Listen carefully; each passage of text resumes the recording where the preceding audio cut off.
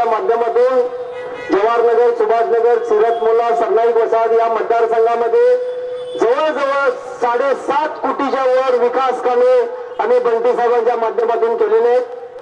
या खासदारानं 1 रुपया जरी या ठिकाणी दिला असेल तर या ठिकाणी जाहीर सांगावं. साहेब, कुठल्या मंडळाच्या कार्यकर्त्याला माता भगिनीला जाऊन विचारा, कुठल्या नवरात्र उत्सवाला आहेत तर कुठल्या कार्यक्रमाला आहेत, कुठल्याही कार्यक्रमाला नाही. साहेब, आपल्याला एक विनंती आहे.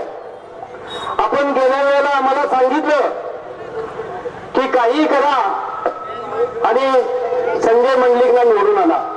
साहेब, आम्ही आदेश तुमचा मानला, आम्ही चूक केली.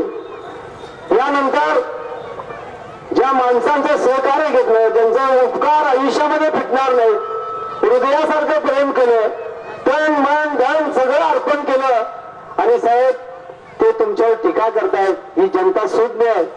त्या येणाऱ्या 7 मेला या भागातील मतदारसंघ त्यांचं कायमचं नाव पुसून टाकल्याशिवाय राहणार नाही, एवढे या ठिकाणी सांगतो साहेब. दुसरं मला या ठिकाणी सांगायचं आहे की आदरणीय बंटी साहेबांच्यावर टीका करताना विरोधकांनी बंटी साहेबांनी केलेल्या उपकाराची जाण ठेवावी. साहेब, मी साक्षीदार आहे. जिल्हा परिषदच्या अध्यक्ष होताना एक सदस्य त्यांच्याजवळ नव्हता साहेब. अजिंक्य ताराला सतत यायचे. अनेक संस्थांची दूध संघ काढला, त्या दूध संघाची काय विल्हेवाट लावली हे आपल्याला माहित आहे, महालक्ष्मी दूध संघ. आणि आपल्यावर टीका करतायत. लाखो करोडो कुटुंबांना शिक्षण देण्याचं महान काम या पाटील कुटुंबियांनी केलेलं आहे, आदरणीय दादांनी केलेलं आहे, संजय साहेबांनी केलेलं आहे.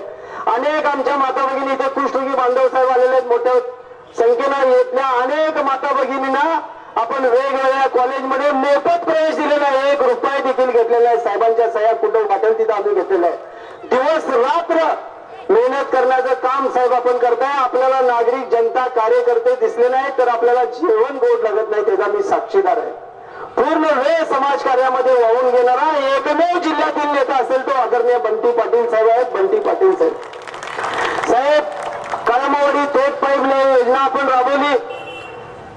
कार्यकर्त्यांच्या मध्ये असं ठरलं की आदरणीय बंटी पाटील साहेबांची मिरवणूक हत्तीवरून काढायची. आणि साहेब, मी आणि माझ्या मुलग्यानं वचन दिल्याप्रमाणे 1 महिना ते हत्ती आणण्यासाठी सुनील मोदी साहेब प्रयत्न केले. या शासनातील या सरकारने हत्तीसाठी पण अनेक ठिकाणी अडवणूक केली. तर साहेब, भोपाळ शेटे वाघासारखं पळतोय, एकदा लागलो पाठी की मी थांबत नाही, आदरणीय बंटी साहेबांना माहित आहे. आणि हत्ती आणल्याने बंटी साहेब, आदरणीय छत्रपती शाहू महाराज, बंटी साहेब, माजी मुख्यमंत्री पृथ्वीराज चव्हाण साहेबांनी संजय साहेबांना हत्ती म्हणजे काळ्यामाळीचं पाणी छत्रपती शाहू महाराजांच्या चरणी म्हणून साहेब आम्ही हत्तीनं तुमचं स्वागत करून त्या ठिकाणी पाणी घातलं. पण एक विनंती साहेब, आपण हत्तीवर का बसला नाही ते आज मला समजलं की छत्रपती शाहू महाराजांना निवडून आणल्याशिवाय मी हत्तीवर बसणार नाही हे आता मला कळालेलं आहे. त्यामुळे साहेब, तुमची आणि शाहू महाराजांची हत्तीवरून मिरवणूक या जवाहरनगर चौकातूनच ह्या भोपाळ शेट्यांनी सर्व कार्यकर्ते काढणार आहे, एवढं तुम्ही लक्षात ठेवा. साहेबांच्यावर एक शेअर केलेला तेवढं या ठिकाणी सांगून मी फार बोलायचं आहे, मला सांगितलं भोपाळ जास्त बोलू नका. साहेब, प्रचंड काम केलं. आताच इथं पॅथॉलॉजीचा उल्लेख केला. आदरणीय ऋतुराज पाटलांनी, बंटी साहेबांनी स्वतःचे 10 लाख रुपये दिले. सिरतमोलामध्ये आमचे मुस्लिम बांधव आलेले जाहीर पाठिंबा दिलेला आहे साहेब. कुष्ठरोग्यांनी दिलेला आहे, चर्मकार समाजाच्या लोकांनी आपल्याला जाहीर पाठिंबा दिलेला आहे. 6 कोटीची त्या ठिकाणी जागा वाचवली आणि त्या ठिकाणी 75 लाख रुपयांचं कोल्हापूर शहरातील काय महिलांसाठी पहिलं एक सांस्कृतिक हॉल या ठिकाणी उभा केला.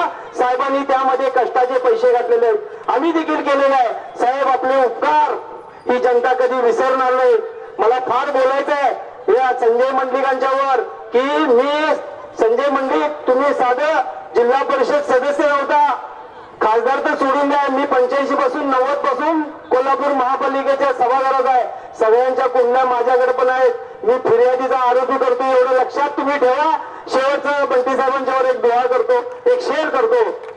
लहरों से जो टकराता है उसे तूफान कहते हैं, लहरों से जो टकराता है उसे तूफान कहते हैं. अपने सामाजिक, शैक्षणिक और विधायक कार्य करके जो गोर गरीब के दिलों में जाके बैठे उसे